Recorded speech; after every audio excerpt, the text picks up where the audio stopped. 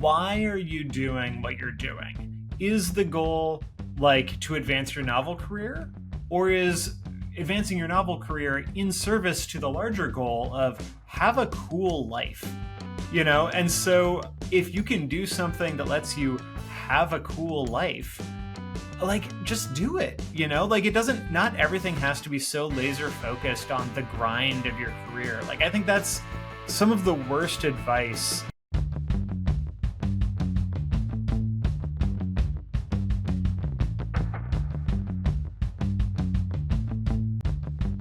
Hello, and welcome to Most Writers Are Fans, the podcast that explores the intersection between writing and fandom. My name is Terry Bartley, and I'm your host.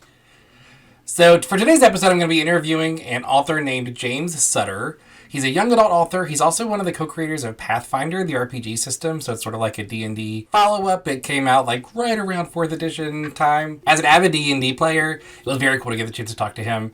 It was also cool to get to talk to him about like all of his like really cool queer young adult literature. So for today's intro, I want to talk a little bit about like quantity versus quality as an author, and sort of like as a creator overall. Because I feel like there's this pressure to sort of like constantly be writing and releasing things. And I understand it. I understand where it comes from. I remember hearing somewhere that like once you get to 6 books, then you're starting to actually like make profit. And until then you're just kind of like just throwing things out there and hoping that it works. But once you start getting a readership and you have enough books to sustain it, then you start like growing a following. And, you know, like I'd love to get there, right? I currently have 3 books. They're kind of 2 books. They're kind of 1 book split up into 2 other smaller books. I would love to get to 6 books. And I have plans. I mean, like this year I had planned to release, I think it was 3 other light novels that were fully original, that weren't based on other things that I previously released. And I still want to do that, but I don't know if I want to do it this year. And the main reason for that is I want them to be quality. And the truth is, I didn't really have that, like, goal initially. Like, the idea of releasing these books was truly, like, quantity. Like, I've written these things already. I don't need to work that hard on them. I don't even need them to be edited that well. I just want to release them and just hope that people like what I do. And I remember I got the cover made for my next one. It's going to be about Star and Celeste. Star and Celeste are the 2 main characters of the novel. So I love making the cover before I really get into it. Because, like, I've written a number of short stories starring Star and Celeste separately. But I haven't finished it yet. But I wanted to go to get the cover made so that I'd be, like, ready whenever I got there. And I got the cover made, and I put it together. I showed it to my friend, and he was like, this is maybe my favorite cover of your light novels. And it was just like, you know what? I love these characters. I love the idea of expanding on them, really, like, delving into, like, some of their personal stuff.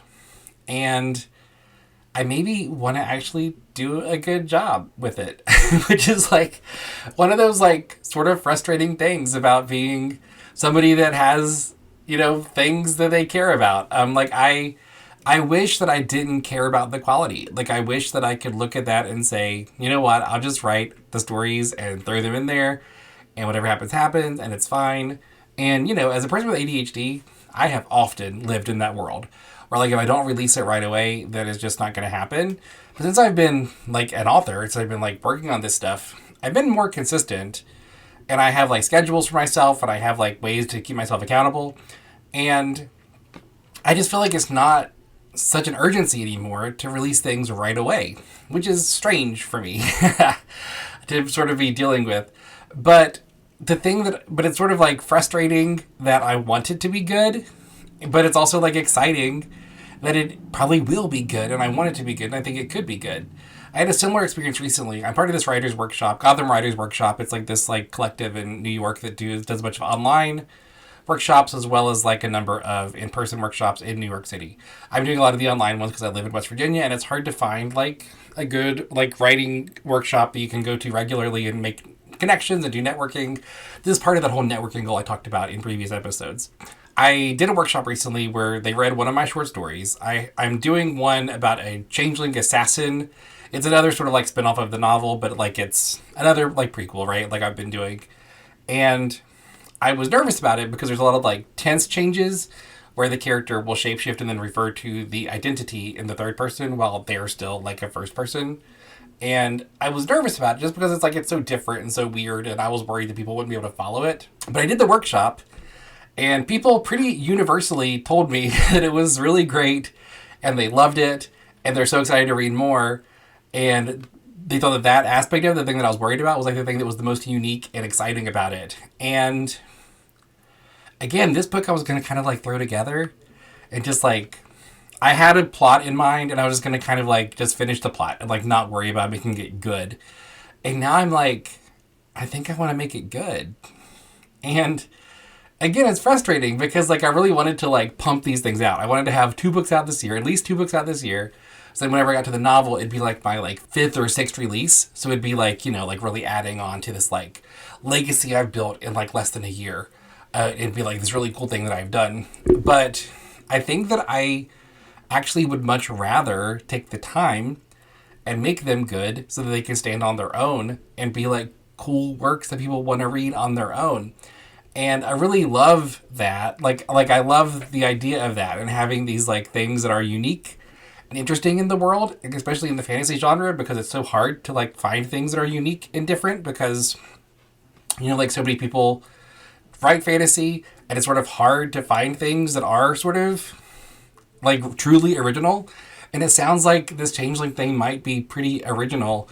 And I think that I really want to actually like do it and do it good. So I'm probably going to take the time and work on it. And I think I might try to release it at a more reasonable schedule. So even though my novel will be coming out in August of next year, that's a thing I'm not negotiating. That is happening because I've already delayed it a full year to sort of like do this networking thing. So that is happening. But I think that I may try to release the other 2 books, maybe like one before and one after, and not try to rush them. And that's so against like everything I wanted to do with this plan because I really wanted to like rush these out the door.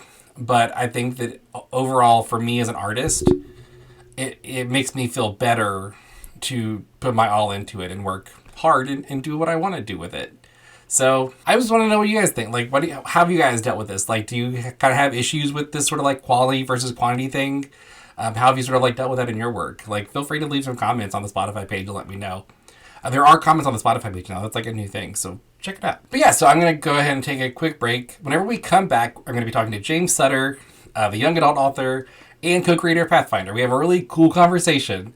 So hang on, check it out. We'll be right back. Welcome back to Most Writers Are Fans. I'm here once again with James L. Sutter. We're talking about, so I do self-pub, James does traditional publishing, and I feel like you've been a little all over the place too, right? Like you probably experienced various levels of publishing in your time. Oh, sure, yeah. So we were talking about it a little bit. We started to get into it about how it's interesting that it's like a skill that people have to have now is like doing these. And the thing that I'm going to go just sort of like continue as though people were part of this conversation already instead of starting a new segment. So, Okay, sounds good. So like what I've noticed too is like I don't even know if it's helpful to like be good at TikTok and then to be good as an author. Like I don't think that I don't think it correlates 1-to-1.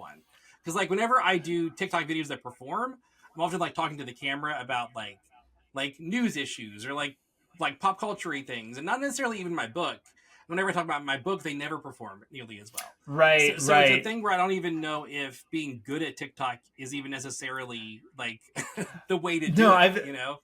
Yeah, no, I mean, I've had that same experience where you can never tell which tweets are going to be the ones that take off, but they're never the ones that are directly related to your book, you know, because people can sort of smell promotion. And so you end up with weird things where, like, you know, I've had some tweets that, you know, get out there and have seen millions of people, you know, people will come up to me and be like, oh, you were like the for the pollinators guy. I remember that meme or whatever, you know. And so there's stuff like that, but that doesn't actually move books, and that seems to be the experience of a lot of my friends. But I do think that there is something to building a big platform, even if you're capturing only a tiny percentage of your audience, it's still something. Yeah. Now that can really vary. I think the closer your platform is to what you're writing about, the better. Like, I think if you were somebody who tweets all the time about green energy, and then you release a book that is your nonfiction about green energy, like that's probably going to do pretty well with your audience. But like the problems that I see a lot of my friends have is they'll be like a fantasy author talking about news or whatever or current events. And so there's not really a natural interest crossover. So I think the more you can align your online presence with the work you're doing, the better. I think that's really helpful from sort of a social media strategy perspective. And I also think that uh, like social media can be really useful for the social aspect. Like Yeah. this is a wild idea in this era of sort of uh, pseudo connection where it's all sort of like broadcast instead of actual conversation. But I think I've met so many author friends over the internet that then become actual friends. And I think that sort of, you know, it is networking, but it's also just building friendships. Yeah. I think that can be really helpful. And that's why I always tell like authors who are coming up, like, you want to make friends with other authors and don't spend all your time at the convention or online, chasing around the authors who are already successful because they already have their inner circle. They Yeah. already have their friends. Like, make friends with the other people who are your level, like make friends with the other local bands, that kind of thing. Because when somebody blows up, they're going to, trust and support the people who have been supporting them for years before they were famous, right? Like everybody can. And this is going to sound bad because there are, mentorship opportunities and whatnot, but also people can smell a star chaser and like Yeah. Yeah. that's uncomfortable. I certainly, when I used to be an editor for a novel line, like I sort of experienced that same thing a little bit, or like an editor for the game books as well, because you could kind of tell when somebody only wanted to get to know you because they thought that it could help their career, Mm-hmm. and that's very different than like I met so many people that I then hired just because they were cool, but they went about it in a genuine human way. Just have fun, be yourself, make friends, and don't constantly be weighing what other people can do for you, because sometimes the help will come through just having a community, like having a network of people where you do stuff for them too. Like you need to like Yeah. support each other. And that's, you'll be able to cross pollinate because word of mouth is everything in this industry. And so if I can turn my fans onto like another friend of mine who writes similar stuff, right? Like, I'm doing an event in Portland in a couple of weeks with Courtney Gould, who's an author who also writes sapphic supernatural stuff, but hers are YA thrillers instead of rom coms like mine. And so, like, that's an example of I am so happy to point my fans towards her and vice versa because it's such a natural fit, and Yeah. because she's super cool. Like, we like enjoy each other, and like that's one of the greatest joys of this business is getting to be a fan of people who are your friends. Yeah, and I think it's a tricky game, right? Because I think that because I mean, like I know you through social media, right? That's how we know each other. Sure, We yeah, follow each yeah. other on social media, and I mean, like I don't think it's a shock to anybody that the people that I invite on this show are people that I hope will then share the podcast, and thereby people may find my podcast and also find my Sure, work, yeah. right? So like.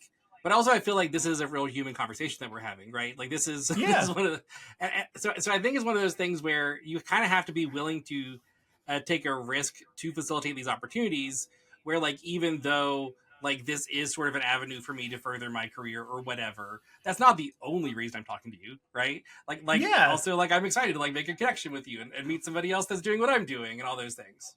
Well, and it's about mutual. I mean, I don't want to use the term mutual aid is like very loaded and means something different. But it is about like not being zero sum. It's the Yeah. sort of thing where it's like, okay, you can have me on your podcast and then I get to reach your listeners, but then I share your podcast with with like my fans, so you get new listeners. And like that's sort of like everybody's winning there. And so I think finding the situations where everybody is winning. That's why I tell people like figure out what you can do for other people, Yeah. because I think that is often like a people don't spend enough time thinking about that, but that is part of what makes it work. Like you have to be in community. You can't just dip into the community when you need something and then bounce. Yeah. Yeah, and I think that you're right to your point of like you don't need to reach for the stars whenever you do this. Like I don't Yeah. invite like Patrick Rothfuss or like Brandon Sanderson on my podcast, right? Because like I don't expect them to feel like this would be beneficial to them in any way. But you know what? Can I tell you though? I think that with something like a podcast, or if you're interviewing, you should, because I think you'd be surprised if they don't have time. They don't have time. But like sometimes the biggest folks, like they like chatting. They like being interviewed, and like they're happy to give you the time. So like I certainly. I have met a lot of people that had we been going just by sort of your industry rank or whatever, shouldn't have ever given me the time of day. Yeah. But like, they're human, they're cool people, right? And like, I think it is always worth it because you do have something to offer, even if it's not very much. Like, if nothing else, like there's an ego boost to being interviewed, So Yeah. with something like that, if you're a journalist, if you're in the media, shoot for the stars, man. And it's a shot in the dark too, right? Like the worst is they never get back to you, and that's Yeah, but they might have seen your email and they might remember you if you meet them at a convention or something later. exactly. Like there's sort of no risk there because you are fundamentally offering a thing. Now, I wouldn't like there's sort of a subtle difference between offering a thing and clearly just asking for a thing, Yeah, yeah, but if yeah. you can make it really easy for them, like, yeah, it's great. Yeah, so I guess it's become sort of a theme of this podcast. I think this community thing because I mentioned this last episode that like I'm sort of like trying to build more intentionally a network of like authors that are doing like queer authors, fantasy authors, because I've noticed that a lot of these like a lot of the like peer contests and stuff are voted by other authors. So like if you don't know people Mm, in the industry, then it's like practically impossible to like get nominated, much less have any momentum to win. sure. Um, so I've been trying to be more intentional to do that because like and again like I'm trying to like talk to people that are like at my level. But what has your experience been with that? Like how have you sort of like met people that Well, so it's a weird thing for me because I came in very sideways. It's sort of every aspect of my career, but for instance, like working on Pathfinder, being one of the co-creators of Pathfinder and Starfinder, I met a lot of authors who were just fans of the game. Where I could like. Uh, One of the wildest examples of this is I was on a convention panel at Gen Con years ago with Brandon Sanderson. And so we were in this room where it's, packed to the gills because Brandon Sanderson. We're talking about world building, and he and I are going back and forth. And afterwards, it's a great panel, and I go over to shake his hand and just be like, "Hey, that was cool. I got to be on a panel with Brandon."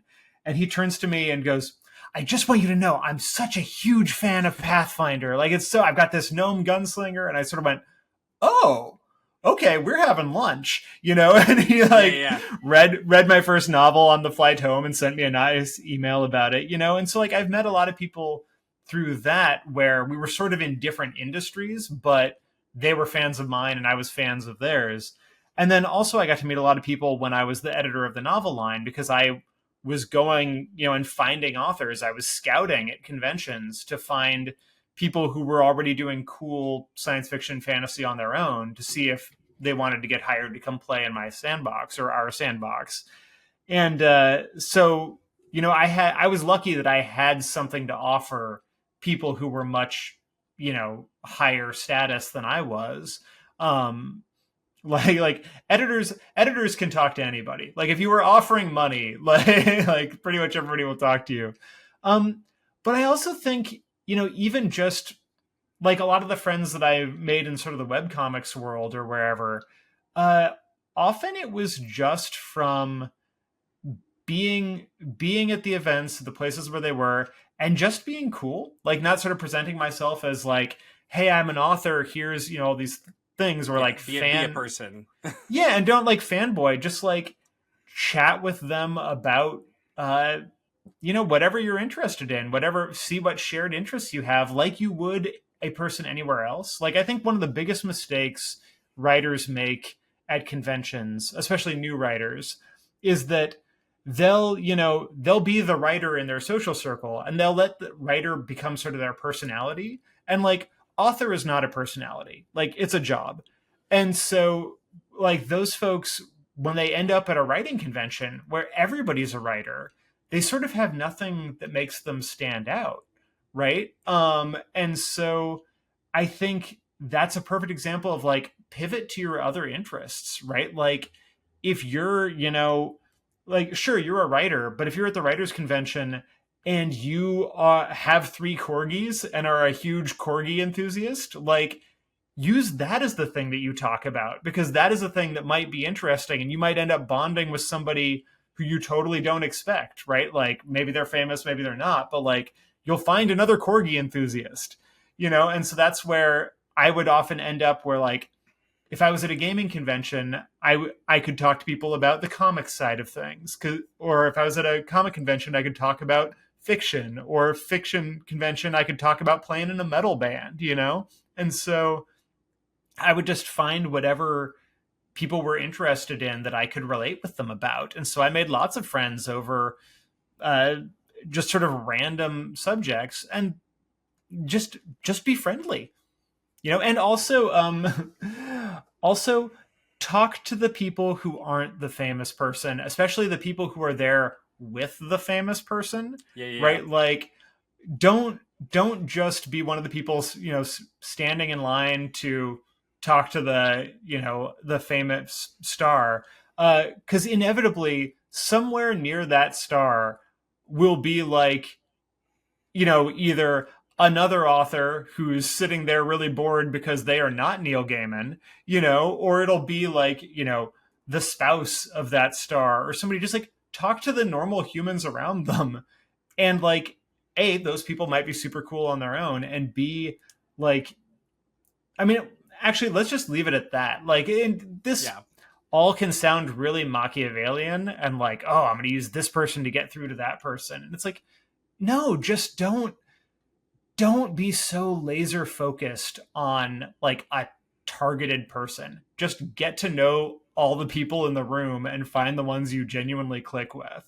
And I know that's easy to say as an extrovert, but like, them's the games Yeah. in person.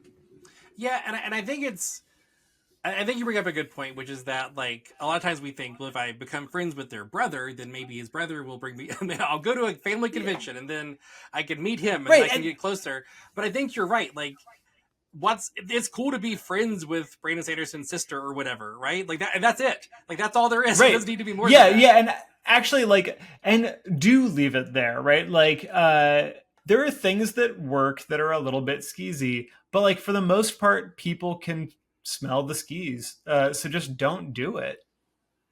And you just don't have to. I think is the important Yeah. point. Like, there's no reason to, because like at the end of the day, I mean, I guess there's reason if you're a horrible person that wants to take advantage of other people, Yeah. but like, truly, you don't have to. You don't have to do that. And I think that I think it's true. Like whenever you go to these things, like you can just meet cool people that, because chances are, if somebody's at a fantasy convention or whatever, with an author, they're probably also a fan of fantasy and would love to talk about things Yeah. that they're into. That's not their like spouse's work or whatever that they always have to talk about, you know? Yeah, yeah. And I guess, I mean, it's the same thing with like, if you're in publishing, like, don't just be obsessed with the editors. Talk to the interns, because you know what? A, those interns are probably cool, and B, in 5 years, those interns are going to be running the show. Yeah. Like, publishing is a high turnover like environment, and so like, just be nice to everybody. Be genuinely engaged and see who you connect with. Like, be genuine. Yeah, and I think that there's like I think it's interesting you talk about like making friends with people in other industries, because again, like whenever you met Sanderson, you were like I think that you probably were arguably his peer, as a co-creator of Pathfinder, because Pathfinder is huge, right? Right, But right. Just to like cross genre. right, but I think that oftentimes we sort of discount if you're not in the same like specific industry, then you're like, well, I'm nowhere near, like I shouldn't be talking to this person, but it's like, Well, well, no, like and Brandon's a weird one, because it's like, Brandon is legit on another tier for most people. Like, yeah, I was involved in the Pathfinder creation. I think he has a supervillain lair with a shark tank. Like he is he is wildly successful. But still, like the point is, like, people are still people. Like no matter how famous they get, like they're still just folks with interests, and like maybe you share their interests. Maybe they are even interested in the thing that you do. Like maybe, like, even if you're not even in the arts, right? Like maybe you're a ambulance driver and this person thinks that is so cool, because it is. Like that is in some ways much more exciting and important than writing books, Yeah. And so like just use uh whatever is interesting about yourself to make friends. And I think the thing that I've sort of like stumbled onto, or like I've just sort of like landed on through doing this for a while now, is promotion doesn't have to be like a direct one-to-one promotion of your work.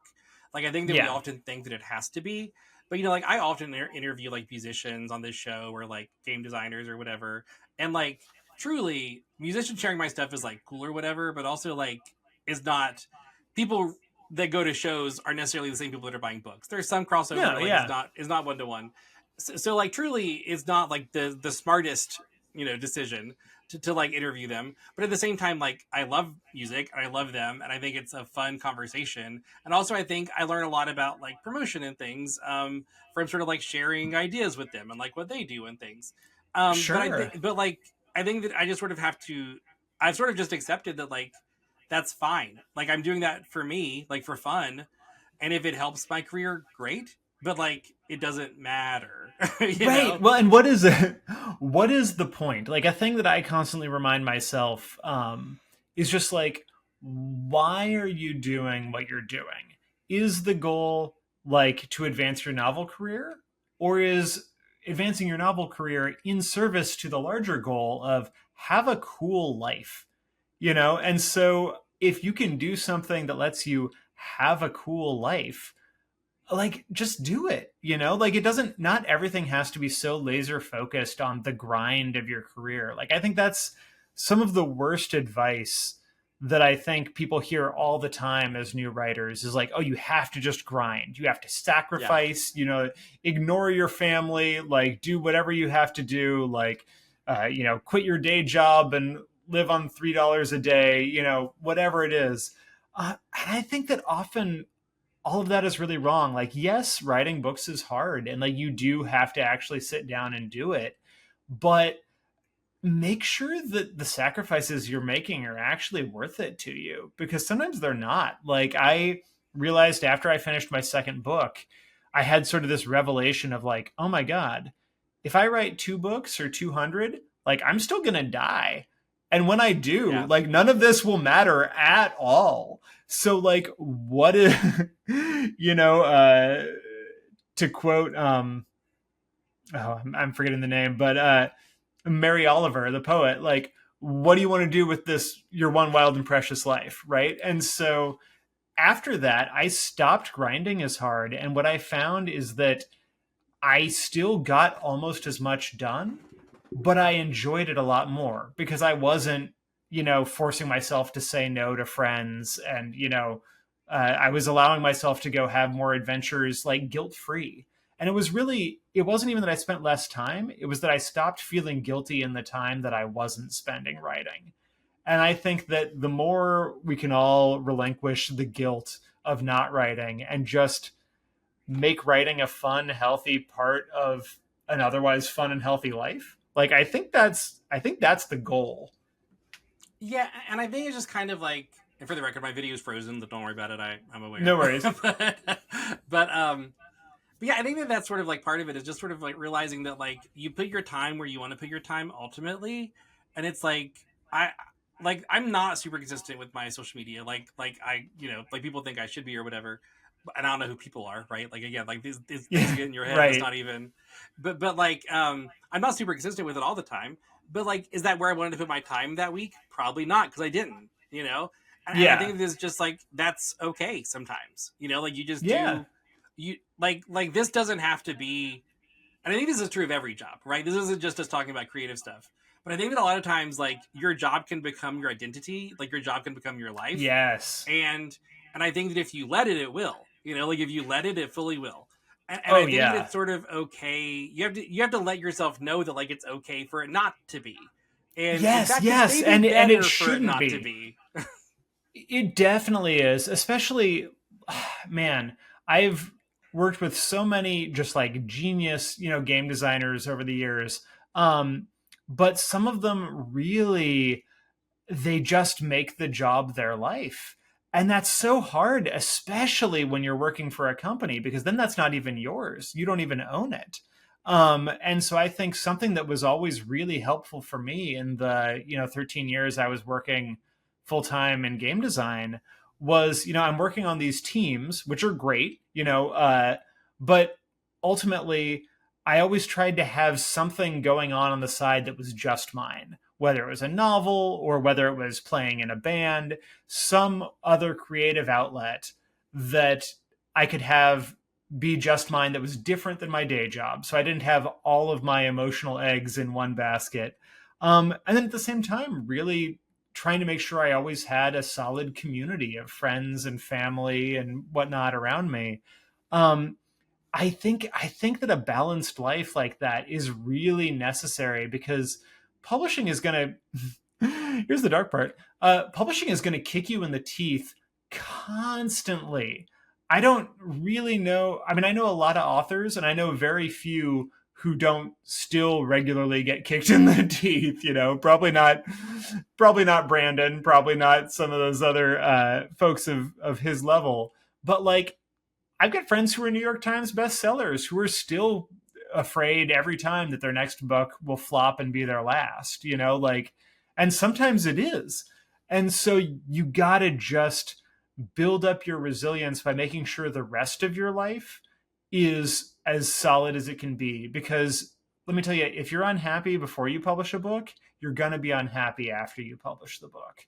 Like it's not a magic bullet. Publication is just, it's a cool job, but it's a job.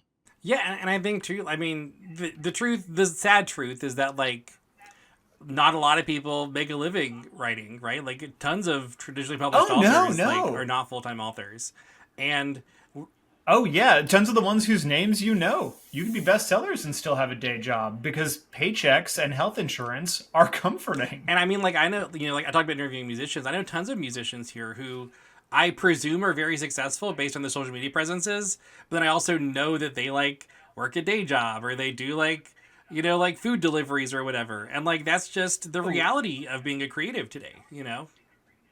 absolutely, absolutely. And you'll find them tending bar between tours, and that's not bad. In some ways that can actually be better. Like I definitely know folks who because they have a day job, they don't have to worry as much about the writing career so they can really do exactly what they want to do creatively. Like they aren't rushing to get that book out because that's how they'll pay rent. They can afford to take the extra time. They can afford to go with a smaller press to achieve their vision or whatever. I think that can be really useful. That's one of my main pieces of advice is like don't quit your day job until it's truly getting in the way of your career as an author, and even then, maybe not. The main advice I always give is roommates. Like I find that the best thing you can do as an artist of any sort is learn to love living with roommates because God, it makes everything more affordable. Yeah, and I think that there's something sort of empowering about like if your professional identity, because the truth is if your professional identity is tied to your creative work, then you're going to be unhappy most of the time, right? Because like looking Yeah. at like likes on social media and like reads of your book, sales of your book, there's nothing more demoralizing than checking numbers every day, right? Like there's nothing Oh yeah. useful Oh about that. yeah. It's not good, but like you feel compelled to do it and it's never helpful. So Well, go ahead. yeah, no, and like a thing I have to remind myself sometimes is, I think about all the most important people in my life. Everybody who I deeply love, who I would give a kidney for, like they think the fact that I write books is like cool, but has almost nothing to do with why they like me, Yeah, yeah. right? Like the people who love me for being, a supportive friend, for being, communicative, for being there for them, whatever. There are all these very human relationship based things that are kind of the center of what actually matters in life, at least to me. And so that really helps me put my priorities in perspective, because like that's ultimately what I value. It's going to be like, when I'm gone, did I make the lives of the people I love better? That's a lot more important than the vanity project of did people buy my books? Yeah. Like that's fun, but that's ultimately much less meaningful. Well, and I think it is sort of empowering that instead of focusing on how many books did I sell, focusing on like what is a job that I can get that I'm okay with. That like if I had to do this rest of my life, I wouldn't Yeah. be upset about it. Because I think that as a creative, oftentimes Yeah. you purposefully neglect that part of your life, which is like not ideal, you know. And Oh yeah, yeah. Well, and I love working in these creative industries primarily because it lets me associate like professionally with all these people who I think are doing super cool yeah, things. Like I like just hanging out with the game designers and the comic artists and the authors. Like I think that's really fun. yeah. So I think the idea of finding a job that you're okay with, and for the record, that does not mean a job that you can live with. That is a different thing than a job that you're Right, okay right. with. Like you find a job that like if the thing you do, if the music, the writing, whatever it is that you do, if it goes away and you had to do this job forever, would you be okay with it? And I think that that's sort of like the thing that like maybe you should be looking for a bit on the side, because then Hmm. you're not, because then everything isn't in this, like you said, right? Like not everything is in the creative thing that you're doing. There's another side of yourself that can exist and can live and is fine. And like, and obviously like what you're getting at too is like people in your life that like investing in your relationships and people that care about you is also important, because then your value is not entirely professionally. That's also sort of toxic to sort of let Right. your entire value be how much money did I make, this week or whatever. Oh, totally. So yeah, I think it's true. Like in order to be sort of successful as a creative today, a big part of it, which is the reality, is like, what do you have a job that sort of like can ultimately pay your bills so that you're not relying on your creativity to do that, because it's just hard to do that, right? Yeah. Yeah, absolutely. Like, and I think that there is no shame in recognizing that not just the artists, but even the people in publishing. Like a lot of agents are part-time and people don't realize it. A lot of editors, especially junior editors, are only able to survive because they've got family supporting them because they have to live in New York and they're getting paid peanuts, and that's not a slam on them. That's a slam on industry Yeah. standards, right? But uh, yeah, I think use whatever you've got, and recognize it for the privilege it is if you're able to do it. But like, use it. Like that doesn't mean you aren't allowed to use it. Like I feel very fortunate that I'm able to write full time, in part because you know. Like my wife and I lived very cheap for many, many years. Like I think when we met, she had like six roommates, and I had like 7 to 12, depending on the night. And even like once we got married, we continued. We've always had roommates. There's four of us in our house right now, and we love it. And then it makes it a lot easier to live in Seattle. But also, she worked tech for many years, and so like that certainly helps. But the goal, it's it's a long story actually. She ended up getting very sick, and so now I'm like her caretaker. But for many years, like the plan was for me to be a full-time writer and her to be the sugar mama, and like we were both totally into that idea. Like that was great, and it didn't quite work out that way, but it that's part of how I'm able to do this. So no shame in having a day job. Keep it as long as you can. Yeah, and and I think that maybe that's not that you need to, obviously you don't need to show much of yourself in this, right? But like I think it's good insight that like sometimes people may look at you and say you're a full-time author, obviously you're successful, I want to be where you're at. but like there's a lot of other things going on in your life that's a part of that, and like that's like I'm sure that there's aspects of your life that you imagine not everyone would love to do. You know what I mean? Like, Oh no, I mean like my like to get into it just for a little bit, because I do think it is always useful to understand that like everybody, no matter their level of success, like there's probably some area of their life where they're going through it. Yeah. You know, for me, it's you know, my wife got very sick and became gradually deteriorated, and she's been bedridden for the last 6 years. So like I'm her caretaker. She can't work, can't do a whole lot, you know, and so that is sort of at odds with the shiny full-time author image. But like that's just life, you know, and lots of people have that. They're caring for kids or parents or whatever. Like that's just a part of life, and it's actually one that I do like talking about, because her condition, chronic fatigue syndrome or myalgic encephalomyelitis, doesn't actually get a lot of airtime. And that's something that I would really like to change. So I'm happy to talk about it because I think people need to know more about it. Thankfully, I mean, it's amazing. COVID has been awful. It's been terrible for us. We're still partially quarantined, but the silver lining is that long COVID, all that research money will hopefully lead to some research on chronic fatigue as well, which might end up helping people like Margot, my wife, for which there are millions around the world who are stuck with this thing. It's just a very understudied disease. Yeah, well, thank you so much for sharing that. But I want to reiterate, just because I think that a lot of creatives don't realize this. You don't owe anybody that part of yourself, right? Like you don't owe that to anybody. Oh yeah, yeah.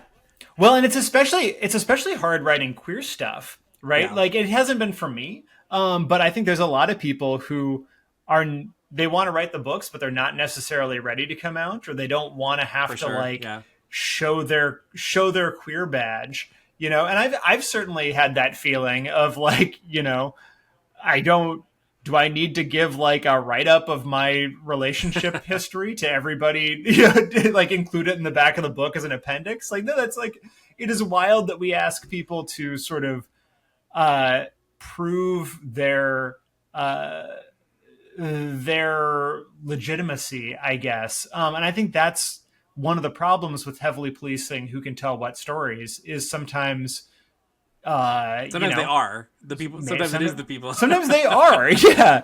And like, there's been some high-profile cases of that. But I think in general, the question should just be, did they do the story well? Yeah, and you know, like as another bisexual guy, which for the record, let's acknowledge the two bisexual guys are on a call together. Two of us exist at the same time. Like that's pretty exciting. That's so funny. Because I can remember, man, I remember being at a gay bar when I was in my 20s and talking to some very well-meaning gay men who were like, listen, it's okay to be the straight friend. Like bisexuals don't exist. Like you're either straight or you're closeted. And it really took me like all night to convince these guys. And once they did, it was like they'd found a unicorn. Yeah. They were like calling their friends over and be like, oh my God, we found a bi guy, you know?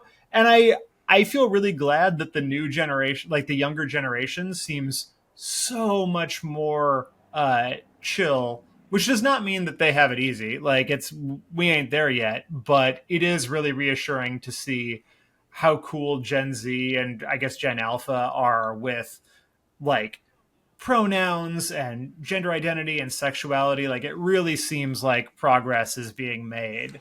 But it is weird, you know, like I feel like it wasn't until writing queer stories that suddenly like being bi became part of my public persona. Like I've known since I was 20, but like, and you know, my friends have known, but it just wasn't a thing that was part of my professional life until I started doing interviews about it. You know? And I think the thing that's weird about talking about it too, especially in your situation, because I think that the queer community is especially hard on bi people, right? Like they sort of, like you said, they want us to have credentials. They want us to have like a bisexual card that we show them when we come into the door. But yeah. Whenever you're in a relationship with somebody of the opposite sex, it's almost as though they think that your identity has like disappeared. like you're no longer bisexual exactly. now, like you're in a monogamous relationship with. Yeah, it's like you're not practicing. Right. Right? Like... You're a reformed bisexual. And it just doesn't work that way. No, I mean, and I get it. Because I have certainly raised, to admit the petty parts of myself, I have raised an eyebrow sometimes at people who I'm like, I think you're clout chasing or trend chasing or something, right? But also ultimately, like, everybody gets to define themselves, their sexual identity, however they want. And it's like, that is what we have fought for, right? And like, I wrote an essay actually years ago that I published that was kind of about feeling like I didn't belong in the queer community, in part because I hadn't fought. You know what I mean? Like, being a bi guy in Seattle who's largely, straight passing, I guess, like married to a woman, like, it just doesn't come up for me very often in my daily life. And so, like, I haven't fought and suffered in the way that some of my friends have. And so for a long time I thought, like, well, do I even have the right to call myself queer if I haven't suffered for it? And then stopped and thought, and like, well, isn't that really messed up? Like, why should suffering be a part of the definition? Isn't that what we're all trying to stop? Yeah. So at some level, like, I remember my friend Wes Schneider, who's another queer man game designer, brilliant writer.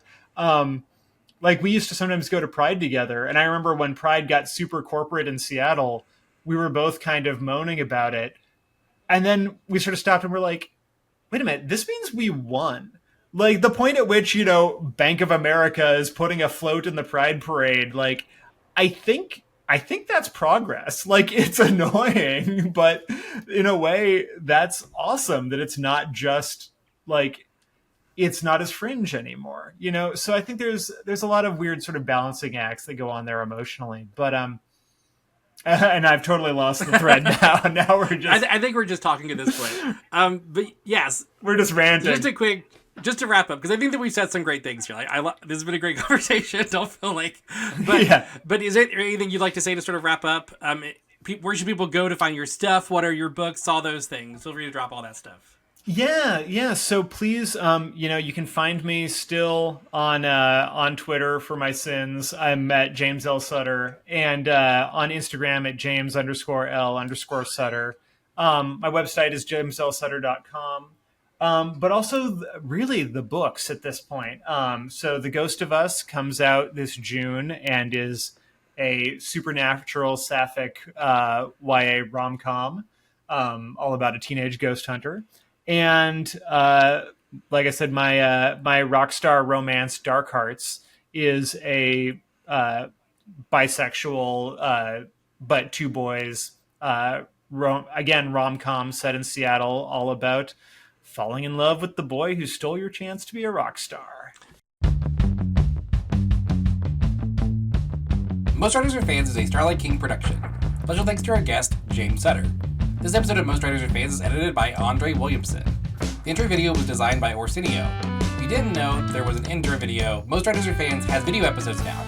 They can be found on YouTube and Spotify. If you'd like to support the podcast, please rate and review it. Also, make sure to subscribe so you never miss an episode. If you'd like to send a message or record a voice message, please visit the Spotify page for this show. Links for this and all additional information about Terry Bartley can be found on terrybartley.com. You can also email us at press@starlightkingpress.com. Thank you for listening, and until next time, don't be afraid to tell your story.